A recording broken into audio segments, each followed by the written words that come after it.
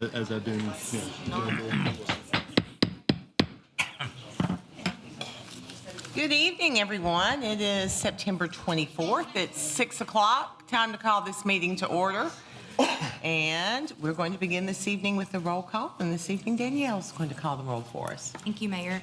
Vice Mayor Love. Here. Councilman Allison. Here. Councilman Carter. Present. Councilman Fan. Here. Councilman Fennell. Here. Councilman Hayes. Present. And Councilman Javance. Present. Mayor, we have a quorum. Thank you. Everyone's here this evening. Thank you all for being here. Tonight you have the minutes from the council committee meeting for September 10th, 2024 for your consideration for approval. Motion to approve. Motion to approve by Councilman Hayes. Second. Second by Vice Mayor Love. Any corrections or additions? Perfect. Okay, all in favor of approving the September 10th, 2024 minutes, please say aye. Aye. Opposed, please say no. Minutes are unanimously approved. We'll now go to public recognition. This is the time of the meeting that anyone can speak. This is the council committee meeting, so it doesn't matter whether it's on an agenda or not. You may come forward. You may speak to any item that you have concern about. Remember, this is a public comment period, so the council doesn't answer questions. If they feel like there is something they want to address, they're happy to do that at the end of public comment. But right now, public comment is open. You'll have 5 minutes to speak. We ask that you give your name and your address for the record, please. Okay, Mayor, Council, good evening. Sean Clark, 241 Carrollton Drive. I'm here tonight to discuss the proposed traffic calming plan.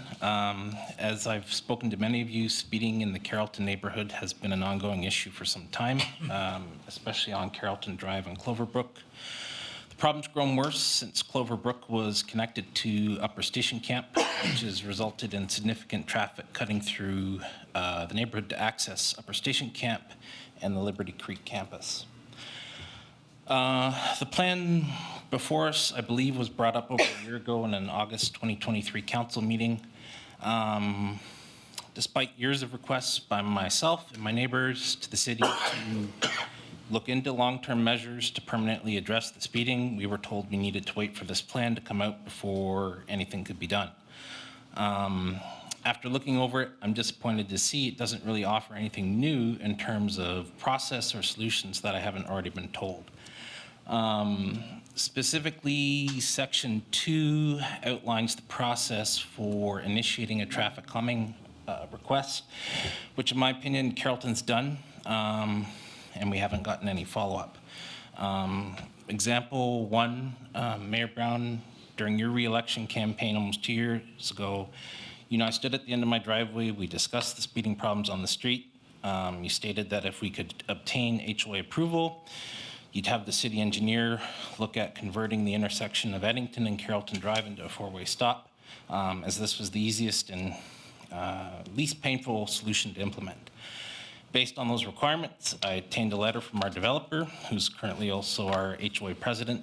It's still under developer control, providing his approval for this traffic calming measure. I sent the letter to you in May of 2023. I never received a response. The letter reads, it's dated May 19th, 2023, to whom it may concern. As president, current declarant, while under construction of the HOA for the coming months, I have no objections to an additional stop sign at Carrollton Drive in Eddington. I want a safe community where safety is promoted, along with peaceful and quiet enjoyment for the residents without unintended consequences. I've been asked by several community members to send a letter stating the HOA support for this new sign, signed Rick Deckbar, HOA President, Carrollton. In February of this year, Gallatin City Council reviewed the Master Transportation Plan survey. When reviewing the results, several members of this body brought up the fact that there was significant response from Carrollton, mentioning speeding as a problem. Again, we didn't see any follow-up from that. Section 2 and Appendix B both state that 2/3 of households must vote to support any traffic calming measure. What's defined as 2/3 of households? Personally, I certainly hope it's not intended to be 2/3 of the entire neighborhood. If you look at the abysmal voter turnout we see in Sumner County for any of our elections, anyone will know that's not an achievable goal. 2/3 of those who make an effort to show up and actually vote on a proposed traffic calming solution, I think would be a much more reasonable requirement in my opinion. Regarding the traffic calming measures themselves in Tier 1, we've tried all these. They don't work. People obviously don't follow the posted speed limit signs, the speed trailers that advertise how fast people are going. People just laugh at them and see them as a challenge to try and go faster. Gallatin PD has responded to numerous neighborhood requests for traffic enforcement, which we do appreciate. Unfortunately, typically what's happened after we see a traffic enforcement blitz, things settle down for a few weeks, and people being people, they go back right to their bad habits. As far as the permanent signs that alert people to how fast they're going, I've talked with friends I have in Hendersonville PD and in Durham Farms who've installed those signs. They haven't solved their problems there. So I think we need to be frank with one another that the only real solutions that will provide a lasting impact are in Tier 2. Some of them in there, I know we've been told by members of staff why those won't work. Chief Beeman's brought up some good examples as to why speed bumps are a negative impact in terms of his department's ability to respond. So I guess my question is what's it going to take to actually seriously look at implementing one of these options in our neighborhood? We're all tired of just an endless series of false promises, moving targets. I feel like we deserve frank feedback on whether the city intends to do something or not, and if it's not something we can do, so be it. We'll do what we can to work with Gallatin PD to try and mitigate the issue as much as possible. I do want to end on a positive note, and I do want to thank Chief Bandy. I have like 30 more seconds. In April of this year, I came within inches of being decapitated by a truck going about 50 miles an hour down the road in front of my 5-year-old while trying to check the mail.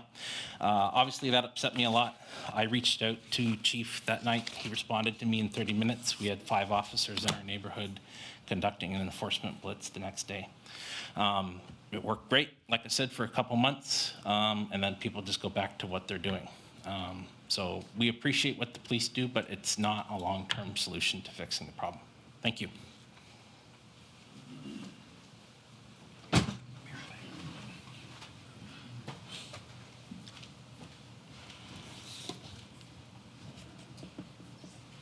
Good evening, Mayor and Council. My name is Mike McClanahan. My family and I reside at 961 Peninsula Drive.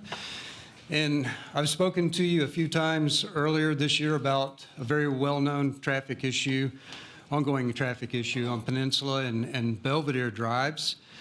And I know that my neighbor 2 doors down, Mark Smith, who is here with me tonight, has spent a lot of time and effort working with this council and the city engineering department to develop a suitable traffic calming solution. And I know Mark worked with former councilman Jimmy Overton, and we thought we were making some progress. The city installed a few temporary speed bumps, and they worked. They slowed traffic, at least along the stretches where the speed bumps were installed. But sadly, those speed bumps were removed last year because we were told that there were not enough of our neighbors who returned a snail mail survey favorable to keeping them. And my time is limited, so I'll say that neither I nor any of my neighbors, we had a brief meeting in our home on September 14th, and we talked about this very thing, and none of them, including us, received a survey about keeping those speed bumps. Mayor and council members, we need action, and we kindly request a timeline for when we can expect a solution. We believe that speed humps, H-U-M-P-S, as opposed to speed bumps, B-U-M-P-S, the ones that have brakes in them, because I know that there's been some concern expressed through Mr. Tuttle and Mr. Hickson that for the emergency vehicles to be able to travel unimpeded on our roads. Those speed humps with the brakes would allow that. So we believe that that would be the solution. My wife and I traveled on Gibson Drive in Madison last Friday. We took video of that route. There are speed humps, what I'm talking about, speed humps, spaced out about 150 feet all along the full extent of Gibson Drive. And the road is marked 25 miles per hour, same as on Peninsula and Belvedere Drive. I can personally attest to the fact that you cannot speed on Gibson Drive without serious damage to your vehicle. And I can testify that I have no desire to drive on that road again. I confess, I cut through. There was traffic on Old Hickory Boulevard, and I made the quick turn and found myself on that road and discovered that those speed humps do work. And I believe that those will work, that same system will work on Peninsula and Belvedere. Mayor and council members, it's been long enough. And we know that when the Peach Valley Road development, when all of that is complete, we're going to face even more traffic. We believe that we should not have to complete another survey of our neighborhood. We've done that. Mark Schmidt did a lot of legwork. And it's well known that Peninsula and Belvedere are not walkable. Many of us must wait to pull out of our driveways. It's dangerous. People speed, they blow through the stop signs, delivery trucks rush through. Someone will wind up getting hurt because of these dangerous conditions. Respectfully, we're going to be very squeaky wheels until we see the appropriate traffic calming measures installed. We're looking forward to the conversation tonight from the engineering department, but what we really want to know is what is the timeline for making this happen? Thank you. Thank you, Mr. McClanahan. Anyone else wishing to speak this evening under public comment? Come forward, please.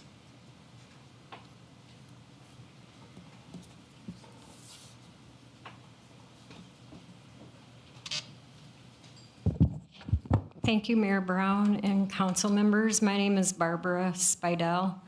I'm at 312 Gulfstream, and I'm just here to support Sean Clark. I live in that Carrollton neighborhood, and it's a real walking neighborhood, and even though there's sidewalks, there's a lot of crossing the street. I have a special needs son, and I do witness a lot of speeders, and whether I'm driving and they're right on my tail or walking and feeling like, boy, you know, there could be some kids hit. And there is the issue with the cut-through. There's a lot of cut-through traffic on Cloverleaf in Carrollton. So again, in support of the details that Sean Clark presented. Thank you. Thank you. Anyone else wishing to speak this evening?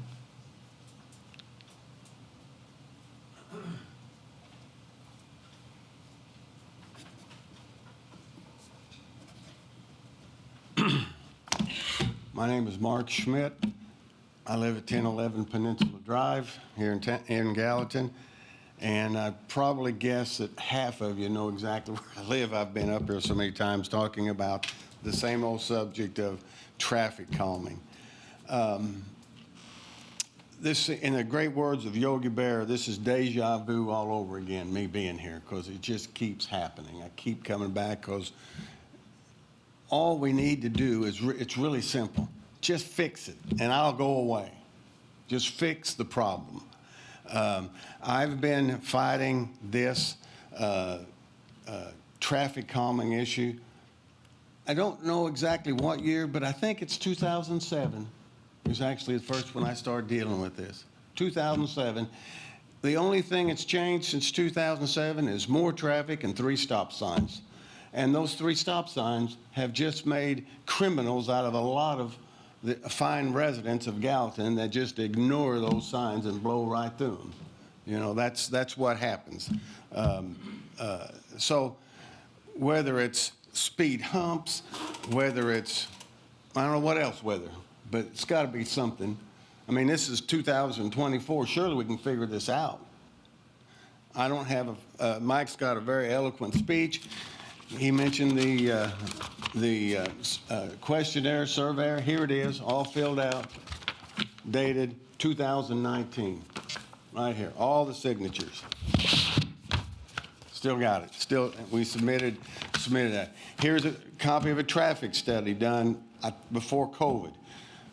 2,600, at that time, 2,600 cars passed my house every day. 2,600 cars. That's a lot of cars in a residential neighborhood. Too many cars. So I'm just going to leave it at this. I don't have a long speech other than just let's find a solution and fix it. It's pretty simple. The Titans send me a survey every year. I'm a season ticket holder, and they send me a survey. What could we do better? Just win. Just win. The problems go away. You know, who cares if the beer's a little hot? You know, you go 15-1. You know, you're in the playoffs. So what? You know, by the fifth beer, you don't even know. Anyway, please let's address this and just fix the problem. Thank you, and thank you, Mayor and the council, for letting me speak. Thank you. Thank you, Mr. Schmidt. Okay. Last call for speakers on public comment this evening. Seeing none, public comment is closed. Just a few things. Want to compliment Parks and Recreation for handling all that they handled last weekend. Certainly the very large Sertoma tractor pull. I think it was a grand success. And lots of other events happening in the park and at the bike trails and around town. Things that you need to know that are coming up, just a few things. This Friday is the Chamber's Good Morning Gallatin. This month it is an education update with Dr. Scott Langford from Sumner County Schools. That happens at 7:30 on Friday at the Hampton Inn. Reservations are required. On Saturday, Walk Across Sumner, the Superhero 5K and Fun Run happening at the Civic Center at 7:30. Happening at Triple Creek Park at the Pavilion is the 2024 the Child Health and Safety Day Expo. And that's always a great event with lots of exhibitors, but certainly with all of your first responders there. And so I think it's a good experience if you've got young ones to take them out there and let them experience that.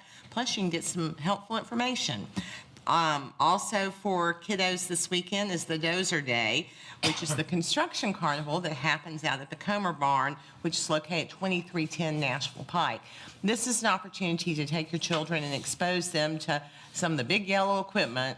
It's not all yellow, but I think of big yellow equipment when I think of it, that works on all the big construction jobs that happen. And so if you've got someone who you think would be good working in construction, or if you've got a kid that's just fascinated with it, it's a good opportunity to take them out and let them see them up close and climb all around them and learn about them. So that happens on Saturday from 10 a.m. till 4 p.m.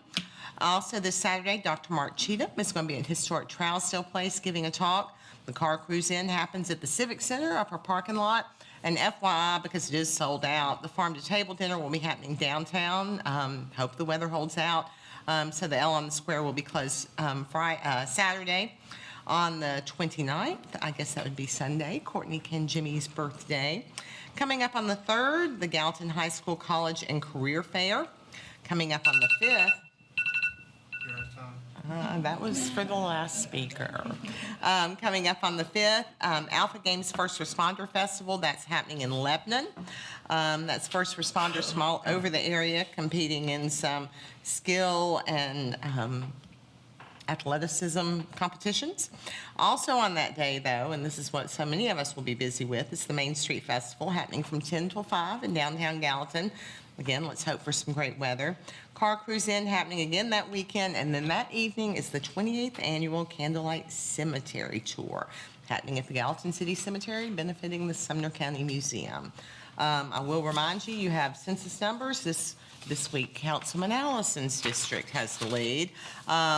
You should have gotten a census form in the mail. If you haven't, You can find the QR code on our website. Would really encourage you to ask your churches to put it out there, ask your HOAs to put it out there, ask your local clubs to put it out there so that we can continue to count all the people that live in Gallatin. It will benefit us all when we have a true count of how many actually live here. That concludes my comments. We'll move now to the regular agenda. And the first item this evening is Ordinance 02409-53, an ordinance amending Gallatin Municipal Code, Chapter 5, Buildings and Building Regulations, Article 3, Building Standards. Brandon Howell will explain. Good evening, Mayor. My name is Brandon Howell, City of Gallatin Building Codes, council members. Basically, what we have before you tonight is some cleanup from what you all passed a couple of weeks ago with our ordinances with the updated building codes and amendments. This is to clean up our municipal code to meet our new building codes. It's actually taking out a section where we will now be sprinkling townhouses. If we would left this in, it would have conflicting with the building code, so we decided we missed it. I'm just gonna be frank with you, ma'am. We missed it, I missed it. We're just wanting to clean it up now. Motion to send to council. Second. Motion by Councilman Juvon, second by Councilman Carter. Are there any questions? All in favor of passing ordinance 02409-53 forward to council, please say aye. Aye. Opposed, say no. It is unanimously moved forward. Item 2 is Resolution R2409-79, resolution authorizing the City of Gallatin to participate in the Public Entity Partners Judy Housley Safety Partner Matching Grant Program. Ms. Hy McCauley. Yes, this is a reimbursement grant that we get each year from our insurance carrier, Public Entity Partners. And it is for $4,000, and we match that $4,000. And this year, I know the fire department has sent in that they were going to use that for, I believe it was reflective vests that they've already purchased. So this is actually a reimbursement. It's not a grant like a typical grant that we apply for and get. This is something that PEP sends to us for qualified purchases that have already been made. Motion to send it forward. Second. Motion by Vice Mayor Love, second by Councilman Hayes. Any questions, any discussion? Councilman Juvon. We're class 1. I'm sorry? We are class 1 on the Yep. system. Yes, it's for, I asked our risk manager today, and she said it's $4,000, yes. Anyone else? Okay, all in favor of moving forward Resolution R2409-79, please say aye. Aye. Opposed, may say no. It does pass forward unanimously. Item 3 is the Wheeler Property Annexation Study. To present that, our city planner, Mr. Brian Rose. Thank you, Mayor and Council. So the city, and this was presented a couple weeks ago, but city has received a request for permission to apply for the annexation of the Wheeler property just northeast of the recently annexed Kirkpatrick property. And this is south of Nichols Lane and west of Woods Ferry Road. So the area in question is this area outlined in blue. If you look on the larger zoning map here, that area is located right there. This portion also shows as a county island, although recently we've annexed that. That's the Kirkpatrick property. Just of note also, a portion of the Wheeler property is already in the city limits. It's just this little portion in yellow adjacent to Woods Ferry Road. So again, as stated, this is a county island completely surrounded by city of Gallatin city limits. Municipalities typically will consider annexation for the following reasons: to ensure the future orderly growth of the city and its surrounding areas, to ensure unified planning and zoning regulations and enforcement consistent with the adopted comprehensive plan and urban growth boundary plan, to protect or enhance the current and future municipal tax base, to increase the size and population of the community, to distribute the cost of providing municipal services more equitably, and to facilitate long-range planning for the provision of those services, and finally, to coordinate municipal services. At this time, we have not received a plan that would be for the proposed development of this property. However, it is anticipated that it would be developed for residential purposes. As we also have been told through the grapevine that the builder that is working with the Kirkpatrick property is the same builder that would work and is engaged on this property as well. A portion of the Wheeler property, again, as I stated, is already in the city of Gallatin city limits. The portion that's being considered for annexation is 17.181 plus or minus acres in size. And that, again, like I said, would fill in one of our county islands that currently exists. As far as the plan of services is concerned, this is a preliminary study, obviously, that would be provided later, and you'll receive the plan of services as part of the application and the annexation documents. But we've already solicited input from our city departments, and the summary's been included in the report that you've received. Most of the infrastructure necessary to serve this development would be provided by any developer wishing to develop the site. Most departments have indicated that no additional staff or resources would be necessary, with the exception of we did receive notice that the police department would require one additional staff person. I think it probably crosses a threshold for a number of homes or population within the city to require an additional police officer.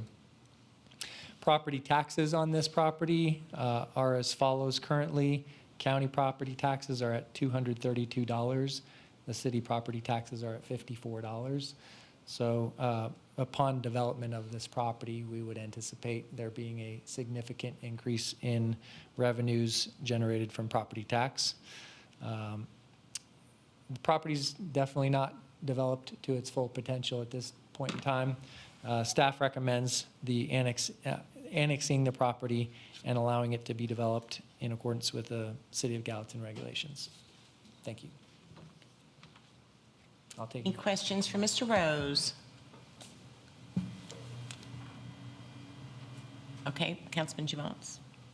Thank you, Mayor. Again, we're dealing with, and that's not your fault, but we're dealing with a process of flawed because we have a plan of service. We were talking about grass when we know that's going to be developed. So, and it says that we could necessitate amending and updating this report later, but again, I never seen that before. That means when we had annexation, the plan of service came on, and now we have hundreds and hundreds and hundreds of houses, but we never seen an updated plan of service, and it's honestly too late. So something needs to be done somewhere, and so we can have actual information to see what we can do. But that's the same thing again and again. And again, it's not your fault. You just do with the tools you have. So, and I appreciate your work you do. We can only respond to what Yeah. we're given. So we try to do our best at anticipating what the impacts will be. CAS don't need police officers, and people do. So. Anyone else with any comments? I'm not thrilled about more houses over there, but this is just annexation, so we can always help decide what was going to be placed there. Anyone? All right, thank you so much, Ms. Rose. Item number 4 is discussion of the updated traffic calming program draft. Nick Tuttle, our city engineer, and Mr. Tuttle, your opportunity to make a couple of earlier speakers very happy this evening, but no pressure. Yeah. Last week, or maybe it was 2 weeks ago, I guess it was last week, Councilman Fan and Councilman Javance asked for an update on 2 traffic calming complaints that we've had in particular, and we have residents here for both of those places, so Belvedere and Peninsula and the Carrollton development. And I thought it was best to try to bring, well, hopefully everyone up to speed on what's been going on the past few years with the traffic calming program and how we've gotten to where we are with a little bit of a logjam and trying to get some of these things worked on and worked through. And so as Mr. Schmidt said, I'm not gonna, I can't remember for sure, but I'm gonna trust that he's correct when he said that the application for a traffic calming project was first applied for. Well, I know that there was other stuff that happened before Mr. Schmidt, but he made an application for Belvedere Peninsula in 2019. The city worked through our process, the program that the city council has adopted probably somewhere about 20 years ago now that program was adopted.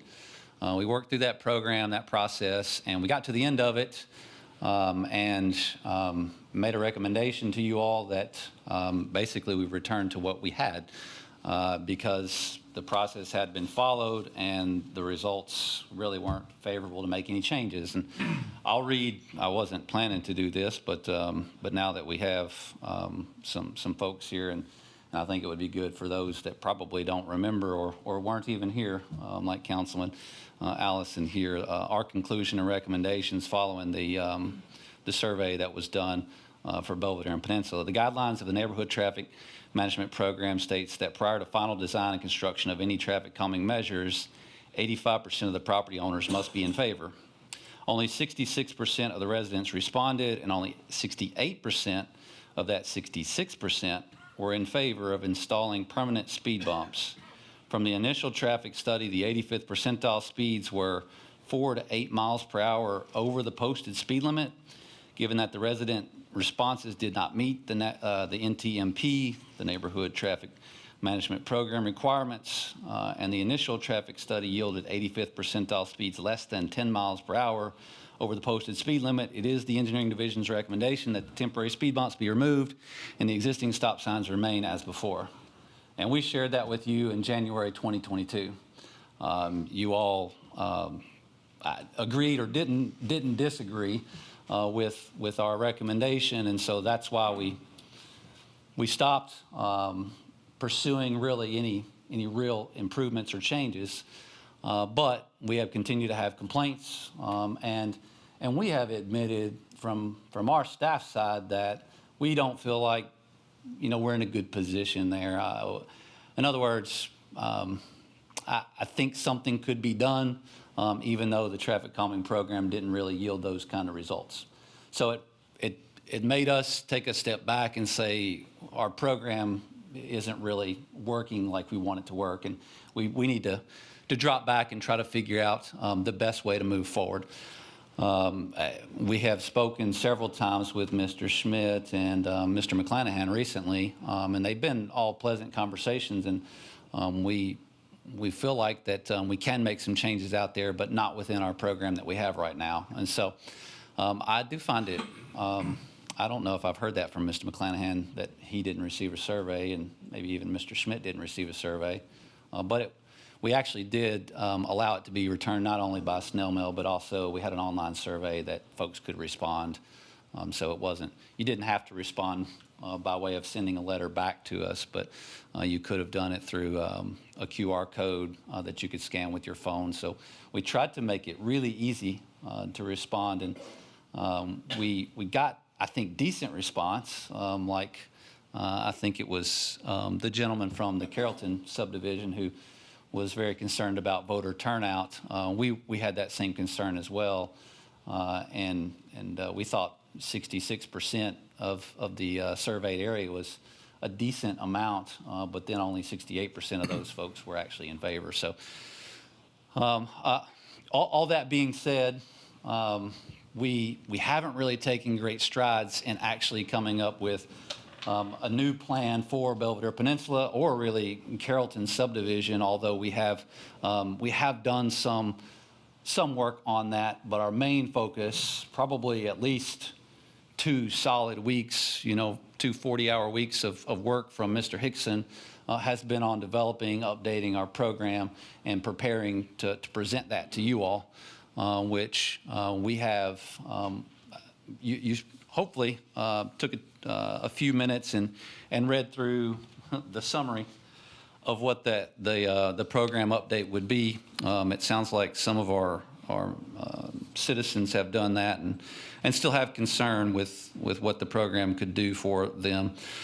And you may as well. I don't know. We're trying to come up with a solution that we feel like will be serviceable to everybody, and something that we can work through. And not just because, no offense to the folks that are here tonight, but not just because a couple people come up and complain about somebody flying through their neighborhood, the city's going to run out and throw speed humps all across the city of Gallatin. That's just not sustainable. But I do believe, as I've hopefully already made clear, that we do believe there are some real problems out there that do need some solutions.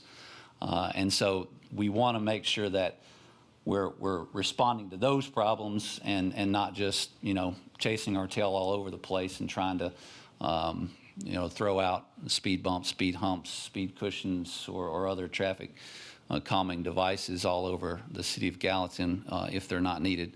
And I don't think our Public Works Department would appreciate that either, because they are, especially those kinds of devices, are super maintenance intensive. So the policy that you have, or the summary of the policy that you have is about 3.5, 4 pages here. The actual policy is more like 20 pages. And we didn't include that. It's something that has been shared around to the departments that we would like to create a little bit of a steering committee, so that this isn't something that it's just your engineering division, one guy or two guys or however many you think there may be involved in that, that are giving feedback, but it would include folks from our fire response, our police. We actually want to include someone from E911, so Mike Guthrie's office, and they've been super helpful already in discussions that we've had with them. Our planning department, because we absolutely want to make sure that our neighborhoods, our communities are safe, are walkable, are sustainable. I think they play a big role in what that looks like for our city. And of course, our Public Works Department, who usually bears the burden of having to maintain the devices that would go out there. So and our fire prevention folks in our codes department. So we kind of have fire represented in a couple different ways as we work through fire codes and then just the simple emergency response side of it with fire department. I think that has been very helpful in helping us to figure out things that we feel like are good traffic calming measures and devices that can be applied.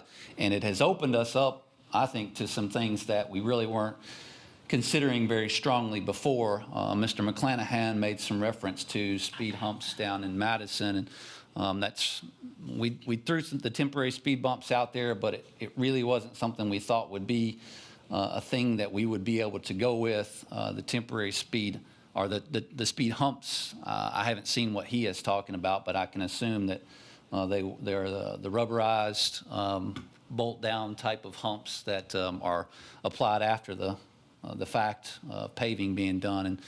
And that's something that we have talked about extensively with our steering committee. And there are some versions of that we think will work pretty well with our emergency response. They typically call them speed cushions, and they're placed in a way that those larger vehicles can mount those the humps, and their wider wheelbase is able to pass across without slowing down as much. They still obviously are going to slow down some, but it won't hurt them as much. So all that being said, our plan has been to approach you in probably around 2 months or so with a full presentation. And I mean, we're actually pretty eager in hearing what your thoughts are, because again, we want this to be a program that is going to require some input and dedication from the citizen group out there, but it's not too cumbersome and difficult that it can't be worked through and real solutions be provided at the end of it. So I think there's a balance that we have to achieve. And I think we've tried to do our best at taking a good swing at it, but I'd definitely love to hear your input, and you probably can provide some of that with the simple summary that we have provided here. So that's what we want to do. And again, we really haven't taken any solid steps forward with dealing with these complaints other than trying to stay engaged, listening, and having good conversations with folks, which I understand can be frustrating for them because they're not seeing results that are happening. So. Nick? May I say something first? First of all, I really want to tell you that I appreciate the initiative because what we've been doing has not been working. And so I know you guys are working a million different things, but to take the initiative to create a new process, I think is in the right direction. I do think it's very unrealistic to expect the majority of a neighborhood to reply to any kind of questionnaire, and I will use this as Exhibit A, the census response. So I think that a way that would make sense in my mind to approach it would be have the inquiry, or however you want to structure the ask of engineering like you describe in here, and then have standards that we obviously have to meet to even make it something that we would consider spending money on or installing, and that way you're aligning with what the request is. And then the next step would be having a period of comment. I think of how the Army Corps of Engineers does it with theirs, and have a period of comment, notify all of the residents that the period of comment is open, and then unless you have some overwhelming pushback on it, you move forward.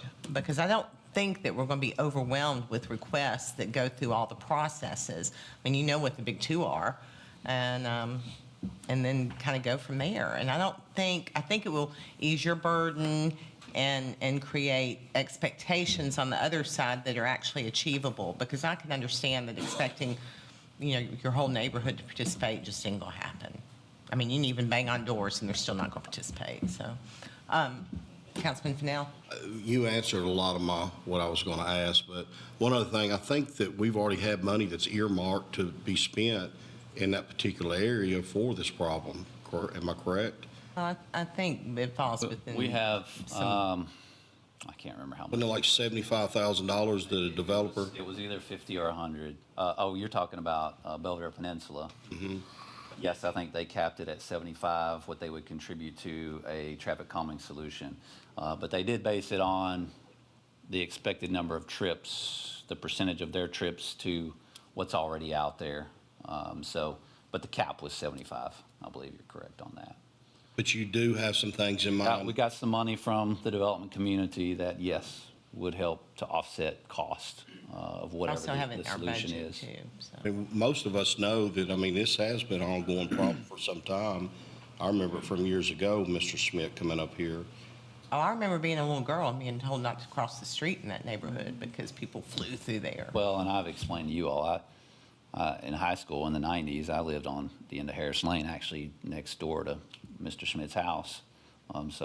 Same. I'm very familiar with the issue myself. But Mike was talking about the area in Madison that he went to. Is that a solution that we could actually utilize? Or is that a maintenance issue, like if they keep hitting it, loosening the humps up? Yeah, one of the ideas is, he said speed humps. I've talked about speed cushions, and the difference between those two things is the ability to straddle the hump. So we're talking about an elongated bump, if you will, that is 20 feet or so long, as opposed to a speed bump that would be a foot or two long. So as you drive across it, you're actually driving across something that's Drive up it. yeah, it's kind of your whole car is driving over it, as opposed to bump. So that is the very likely style of solution that we would be offering for that neighborhood. I doubt that we would be recommending every 150 feet. As you know, those streets are very long. You hit one once, you'll never and I speed don't- in that neighborhood again. Pardon? I said you hit one once and you would never speed in that neighborhood again. I do think, I can remember before I was ever in this role, I can remember a lady that lived on Davis Drive complaining about the speed bump in front of her house. Because here's the other side of it. Somebody would drive across it and it would make, if they had a trailer, it just makes a lot of noise. And she could hear it in her house every single time. And so that does create a hardship to some people. To some people, it would never bother them. But, so that's why we don't just go out and put speed bumps everywhere, because they do also create issues. But I do think that this is something that has got to get solved, so. When we had 60-something% of the people that participated in that survey, was that survey pre-announced to the public that we was going to be taking that survey, or how was it It was announced? mailed to them. We sent mail to Mailed it them? at least twice. I don't know that we mailed it more than twice, but we did mail it twice and included a letter, or included the form that they could send back to us, but we also did include a QR code, again, for them to be able to scan it with their cell phone to respond to the survey that way. And I don't remember what the split was on And I just who kind of feel like responded which the way, but better direction is a public comment. Paige is right, though, about knocking on doors. I remember back in the day when we was trying to get water grant and water line extensions up in the Westmoreland area, and I remember it took us weeks because we had to have 100% participation for a CBGA grant. And I remember that we had to knock on doors and repeatedly knock on before we could get. You're not going to get all the response that you No, want to you're meet the not. criteria. Councilman Allison, you're recognized. Yes, Nick, thank you and your staff for starting this process. So I have a comment on the proposed process, and then also maybe more specifically to one of the intersections given represented tonight. I agree with the mayor. I do think that 2/3 is setting us up for a difficult circumstance, and one of the reasons why sometimes these neighborhoods are even hard to define who is in which neighborhood if there's not a HOA. And in my neighborhood, we do have a HOA, and there's still some, a debate on does it apply, where does it apply, where does it not apply? So it almost seems like that's going to be an impossible number to get. But before I assume that, how were you planning to find 2/3 of, to find that? I know you're still in process, but Properties, bit. of the properties, right? I'm afraid to answer that. Okay. Because Aaron and I had a lot of discussion about that, and I can't remember exactly how he wrote it. well, fair enough. I mean, I will. and this is a work session, and Yeah, and I also, I'll send something to you all about that Okay. through email, but And- I can't remember exactly how we defined that, but we did have some specific language to try to, because it absolutely can be difficult, because even with Belvedere and Peninsula, you could define that neighborhood as something larger with it being Belvedere subdivision. And as we, think about it and potentially hear from constituents, in fact, I bet Mr. McClanahan and Mr. Schmidt would have some suggestions. We can send those to you as well as you work through the process for reestablishing it. and more specifically to that area, did I understand correctly, like in January 2022, there was an 85% requirement, or did I miss it? That's correct. That's what Okay. the policy says right now. And now you're moving forward suggesting more of a 2/3, so Yes. roughly 66%. So I do think that with the 2019 petition, shown to us, and I know that was a long time ago, but is there a way to go back and accelerate putting in, the speed cushions before we wait for the process to happen, since there's history there, and it seems like the vast majority of the neighbors do want that. I don't know if there's a way to, I'm not understanding, I don't know exactly how that works. I'm not expecting them to fill out another application. I think we have sufficient representation, and if we need any conduit to the rest of the neighborhood, I know these folks, these gentlemen that are present tonight, have been happy to to stand in the gap. Okay. And try And so to- since I brought that up, I'll go ahead and bring up Carrollton also. Is there something sufficient to accelerate that also? I don't know the history. Yeah, so the Carrollton neighborhood certainly is different in that there is an HOA, and that does make things, I think, easier for us to be able to communicate more broadly with the neighborhood. There are some other complications with Carrollton in that it's not all accepted infrastructure for the city of Gallatin. On the north end, as it goes back into Liberty Lane on out to Upper Station Camp Creek Road. Well, actually, there were some conflicting things with what was said tonight on, we want an always stop, and then Mr. Schmidt talks about the fact that, the always stop doesn't work. And so there's lots of, and maybe you read it in our policy update where we talked about always stops not being traffic calming measures. They're not intended to be that, but that is typically what folks will go to as kind of one of the first lines of defense is a traffic calming measure. But I'm getting off topic now. Well, no, I think it is important. Yes, we've And- argued extensively about that recently. Yeah, so- I did read that, but for just to help, would you explain then what is the purpose of that? I'm not disagreeing with you, I'm just saying. Well, it's the national standards have changed. I think they could use it as traffic calming, but now they can't. They haven't, they've gotten stronger. So always stops, the recommendation used to be that it should not be used Oh, for that's right, speed but now it control. shall not. And then in December of '23, the manual and uniform traffic control devices updated the language to say that they shall not be used for speed control. And there are specific guidelines for warranting always stops, and that's what we're going to lean on as a national standard. And there are really good reasons for that, and I could try to educate you a little bit more on that if you wanted to hear more about that. But Basically, we get all probably don't. liable if we don't follow those standards. That is definitely a reason that I think our legal staff would strongly support you in. But there's a lot of psychology that goes into dealing with traffic calming issues and human behavior. It gets way beyond just simple numbers and engineering, but trying to, yeah.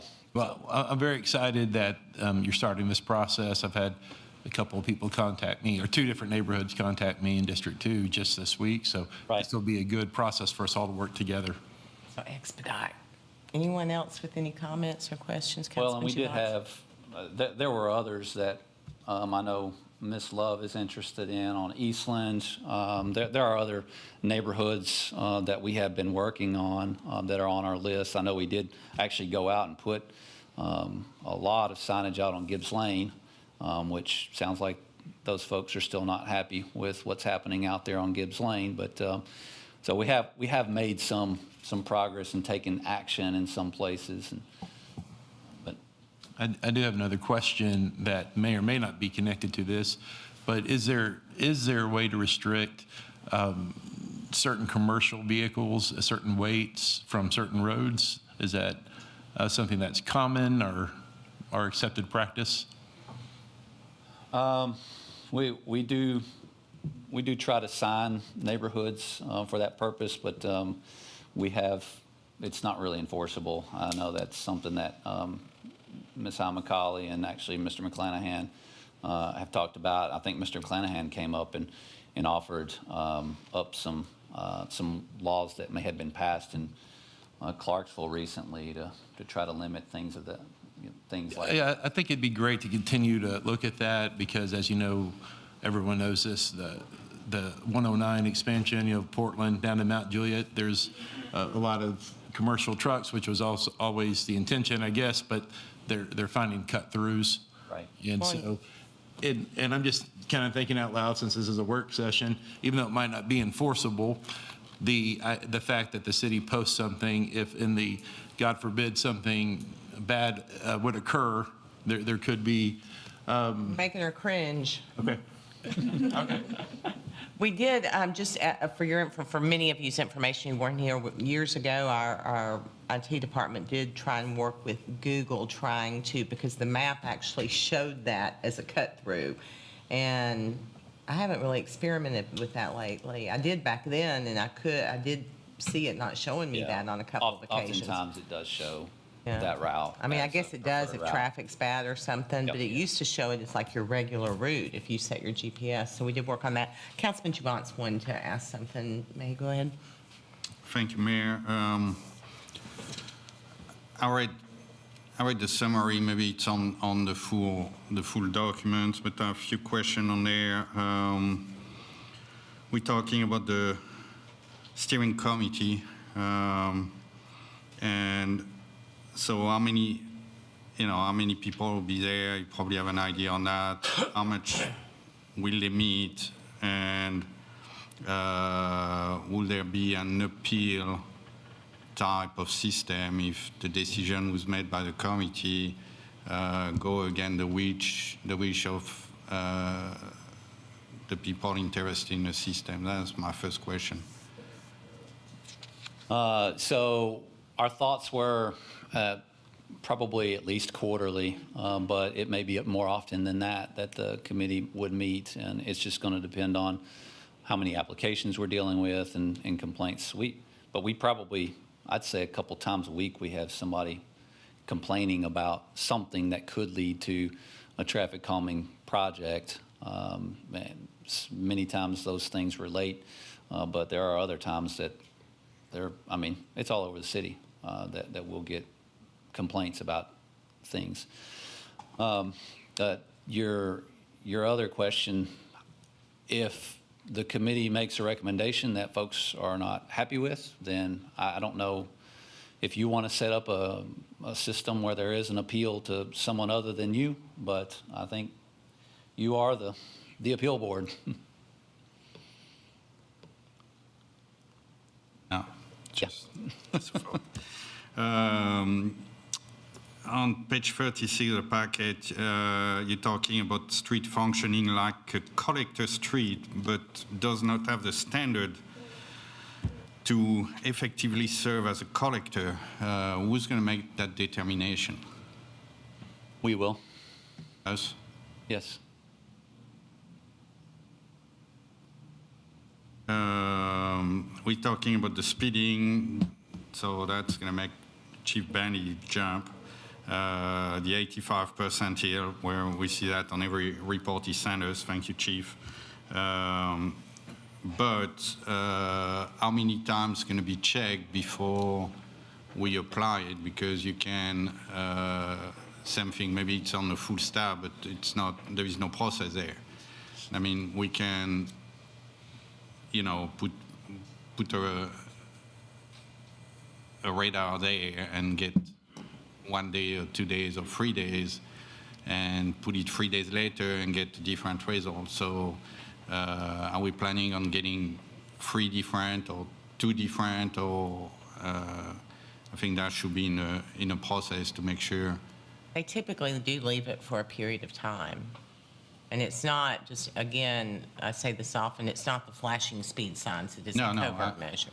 I know, but generally 3 days, I think, Chief, average 3 days. But again, that can change from 1 week to the other. So if we take an 85% here staff, that can change. So maybe there should be not just once, but maybe 2 or 3. Sure.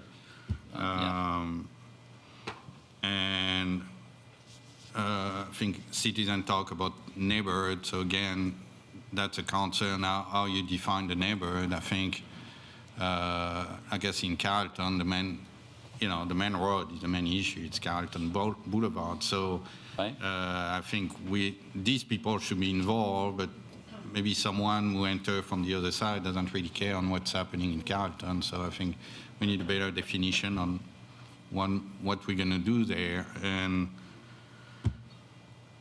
I worked in private business.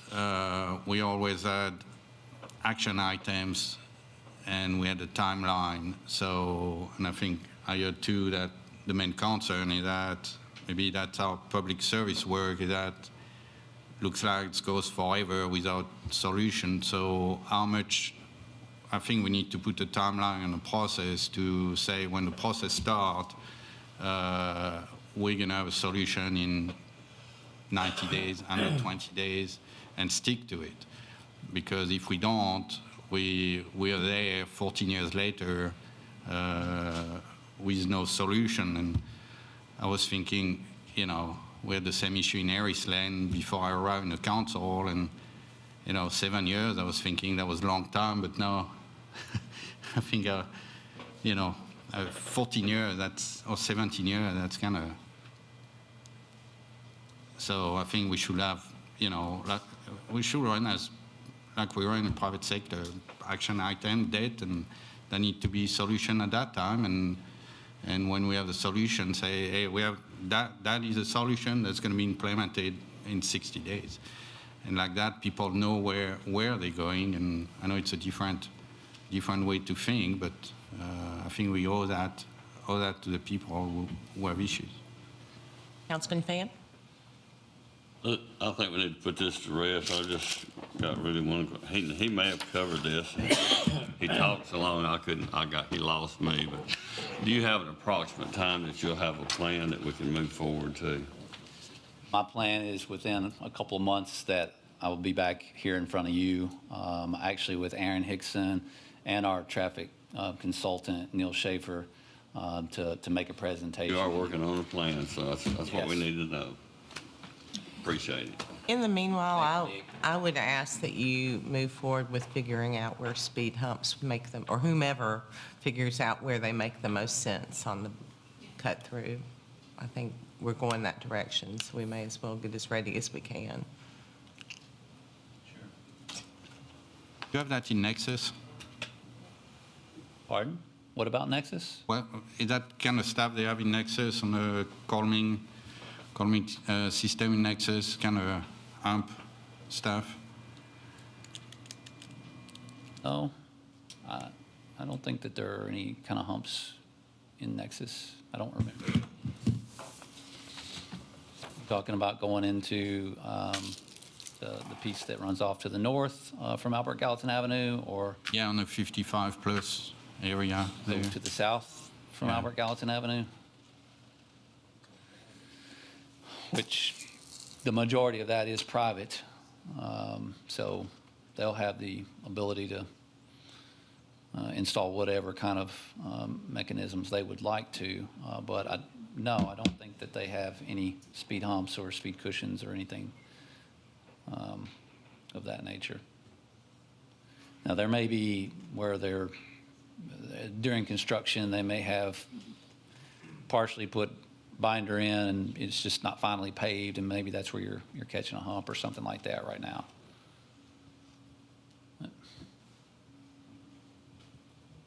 Anyone else? All right, thank you so much, Mr. Tunnell. Appreciate your work on this. Item number 5 is discussion of naming a portion of Albert Gallatin Avenue, Daniel or Danny Randolph Memorial Mile. This is a request that came to me from Ms. Patricia Randolph, who is the mother of a young man from here in Gallatin, and you may recall about a year and a half ago, he passed away serving in the military in a helicopter crash. And she and I were talking about ways that he could be memorialized in the city that he grew up in.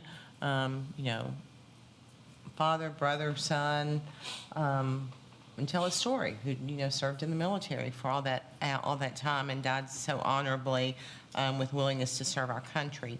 So we talked about the idea of a memorial mile, and then we talked about some different areas, and we were thinking maybe Albert Gallatin from 31 over to North Water. That is almost exactly a mile. And each side of the road would have a sign designating it as the Danny Randolph Memorial Mile. I would also like to find a way to put a marker in there that explains who he was and what he meant to the citizens of Gallatin and, and frankly, to the citizens of our country. I do not have any idea what kind of costs we're getting into associated with that. But what I really want to do with you all here this evening is ask for your blessing, because this is a state road. And I have talked to one of our legislators who said he would be more than happy to go through the process to get this named in this honorary way. But I wanted your support in doing that. So that's why I'll bring it to you. No problem. Pardon? Yes. Yes. Okay. All in favor, say aye. Aye. Opposed? Ms. Randolph will be pleased. And Does his parents still live here? I think they may live in Hartsville. You probably remember her working for the city. Some people do. Yeah, neat family, and a tragic loss, for sure. And the 2-year anniversary of his death is in February, and so I would really love to get it done at that time, but I don't know that we can meet that timeline. But thank you all for your support of that. I will work with our legislators to move it forward and let you know, and hopefully plan a way to do this publicly so that he can be recognized and the signs installed and everything. So, did you have him in school? I don't think so. All right, that concludes the regular agenda. We're going to now move to other business. I'd ask if any member of this body has other business this evening. Okay, moving on then to department head reports. Any department heads with reports to share? You hadn't had enough of us? I was just going to update you that obviously the milling work is completed on Highway 31E, and they should be throughout this week addressing our signalization issues where they're tying back in the conductive loops. And again, the plan is that they would move ahead with paving starting next week. So Sunday night, working overnight. It's going to take them 2 or 3 weeks to actually get all the paving complete. But that is all weather dependent. And as you can see, it's hard to pave in the rain as it's doing right now. It is good that they are actually building the roads to the degree they are rather than just coating them. While you're up here, I will mention that I had oh, you had a question for him about that? I just, we get complaints, and he does all the time, but something I have personally noticed when I leave Browns Lane, that since you have synchronized the red lights, traffic does move. It'll never be perfect, but it is better. Well, it's probably not so good right now because they've got to put all the traffic loops back down. But while Mr. Tuttle's up here, I did want to mention Councilmember forwarded me an email that came to them asking about the soccer fields or our efforts to get more soccer land. And Mr. Tuttle is working to coordinate a time for meeting with the property owners to see if we can get that Yes, hopefully in the potentially next. figured out. So, Thank you, Councilman. any other department heads this evening? Okay, council, next motion? Motion to adjourn, second by? Me. Vice Mayor Love, all in favor, say aye. Ladies and gentlemen, thank you for being with us this evening. Thank you for the very respectful and kind commentary, and I wish you all a blessed rest of the week and ask you to go do something nice for somebody. Take care. Will not be here next.